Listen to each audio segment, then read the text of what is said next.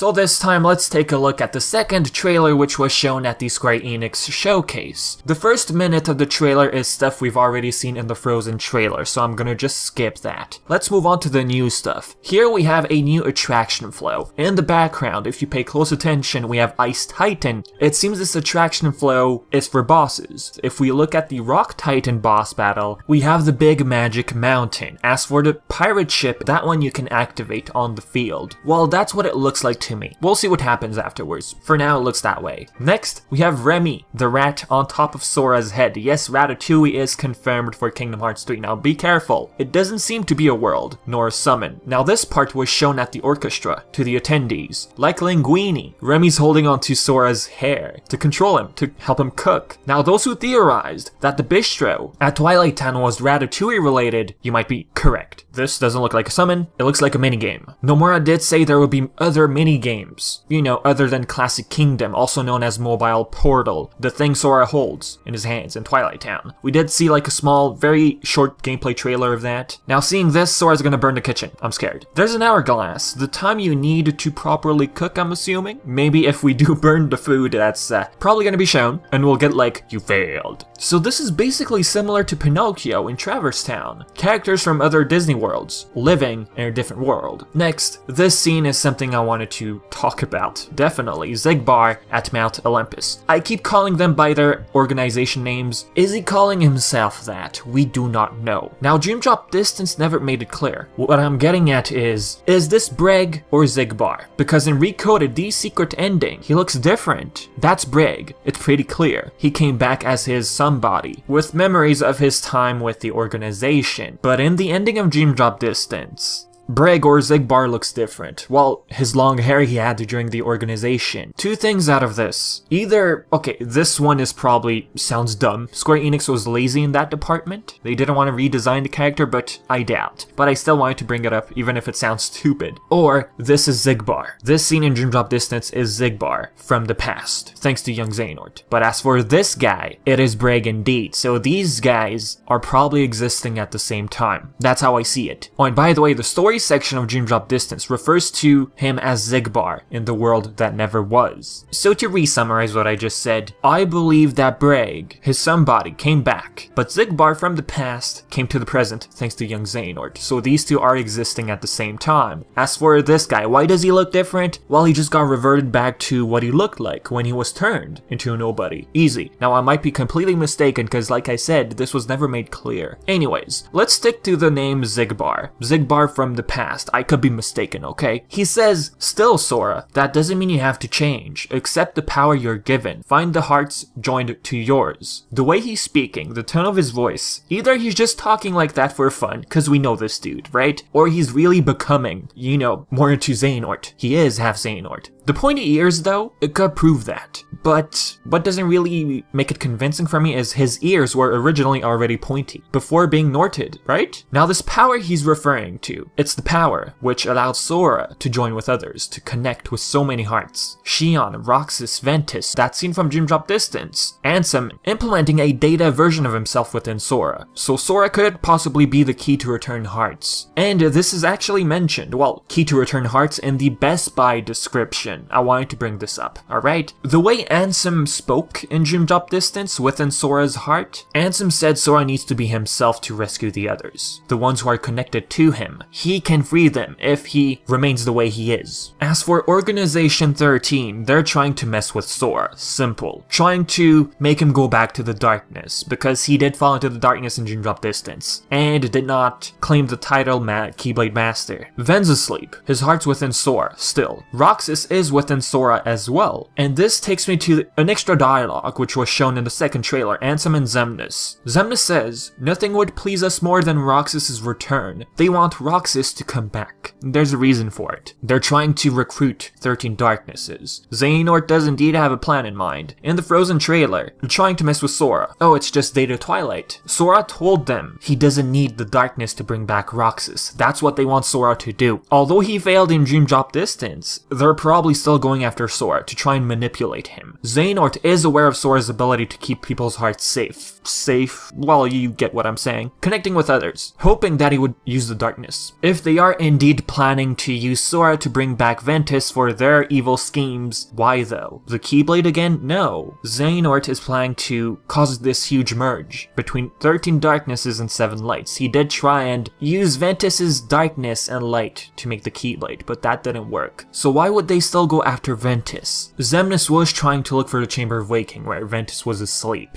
Wait a minute, come to think of it, isn't Vanitas back? Most likely from the past? They're probably trying to look for Ventus, to merge them two together, to create an even stronger member. Anywho, let's move on. Mickey and Riku return to Yensid's tower with their new outfits. Sora is still in his Kingdom Hearts 2 clothes. This must take place in the beginning, perhaps after the Keyblade broke between the battle with Aqua, who now got Nordered. That was most likely due to Aqua, the Way to Dawn breaking, right? So I'm guessing Sora will go to Mount Olympus. In the meantime, we'll have Mickey and Riku battle Aqua in the Realm of Darkness. When Sora comes back to the tower, they all meet, and Sora gets his new clothes. Does it sound far-fetched? What do you think? And this scene, guys, by the way, I just laughed.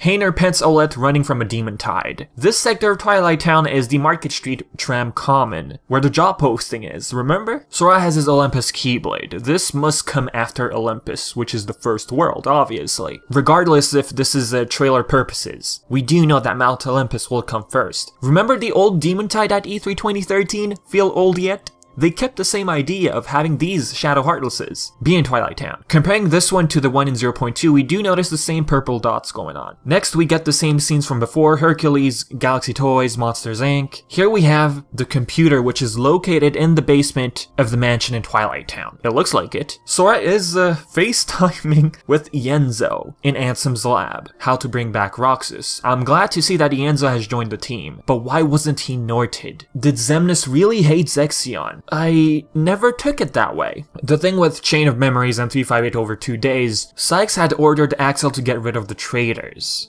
Why did Axel go after Zexion? Because he was becoming aware of Axel's true intentions, to overthrow the organization as well. But ultimately, Sykes was trying to reach a higher rank in the organization. Now, if I bring up this quote from Nomura, sure, Sykes was trying to reach a higher rank, but that was his way to, you know, deep down, he wanted to overthrow the organization as well. I'm really curious to know why they haven't gone after this guy. Next, Sora says, "And Roxas?" Ansel replies, "Yes, for the digital world to be real." Ansem the Wise would have included Roxas's full data in the construction DDT on the screen. Tron needed the name of the princesses to access DDT in Kingdom Hearts 2. Now Pence's expression here is just like, the what now? Did Hainer Pence Olette know Roxas? Yes, they did meet him in 358 over 2 days. They only knew him by appearance, if I'm not mistaken. Roxas never revealed his name, because if Sora kept blabbering about Roxas, they would have become immediately familiar with that name. Oh, Roxas, I know that guy. That scene in Kingdom Hearts 2, Hainer, are you sure we haven't met before? Roxas's heart was resonating. Sure, he only interacted with data versions of these 3 people, but he remembered them that way. And in Kingdom Hearts, memories are like chains. If Roxas is remembering someone, that person who he's remembering will try and, well, not try, but start recognizing slowly, like, do I know you? Sora most likely described Roxas to them, eventually somewhere in Kingdom Hearts 3. So with that, I'm guessing they offered to help. They remembered Roxas. Oh, before I forget, Ienzo seems to be in Ansem's lab in Radiant Garden. Does that mean Radiant Garden will be in Kingdom Hearts 3? It doesn't necessarily confirm it, so who knows. Next scene. Lee and Kairi, finally. They are training together. Both of them wield a Keyblade now. Oh, and Kairi's hair is now short, for those of you wondering about the length. And her new outfit. We don't really see it, we just see it from the back. But we do notice a skirt, and we did get like a glimpse in Union Cross. Where are they? That is the biggest question right now. Is this Radiant Garden, Twilight Town, or Daybreak Town? I am going to say Twilight Town because of the skybox, the sunset. It really fits the theme of Twilight Town. My second guess would be Daybreak Town. The fields do look similar, and people saying, well, this place looks more like full, flowery. Okay, but it's nature we're talking about. It can change, but I'm still sticking to Twilight Town because of the feel. And the sunset, the whole thing with Axel and Roxas in 358 over 2 days, this place certainly does remind Lee of Roxas.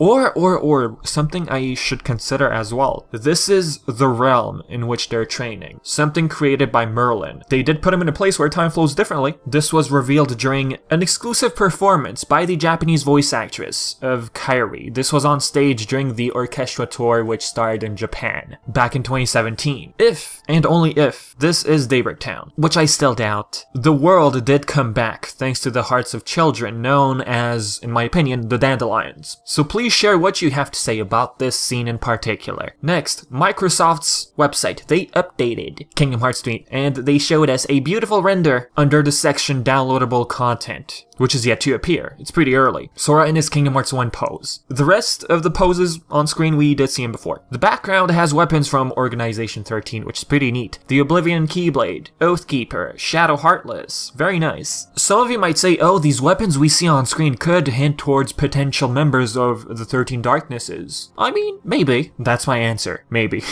Last thing for this video. Square Enix's store got updated. They revealed new merchandise. 2 keychains for $17.99. Riku's Keyblade is called Braveheart. There you go. We got the name, it's official. And we have Sora's new Shooting Star Keyblade. You can pre-order these now. There is a bundle, by the way, announced, which will cost $229 US with features such as Bring Art Sky of Toy Sora, Donald and Goofy, and the pins are back. Yay. We got a steelbook case, which I think we were expecting. An art book, we were expecting that as well. And figures exclusive to this bundle only. The bundle comes with the deluxe edition, which you can also buy separately for $79.99. As for the standard edition, it's $59.99. So with that being said, guys, do your usual stuff, and if you have questions, leave everything in the comment section below. And as always, I've been Vivi, and thank you so much for watching.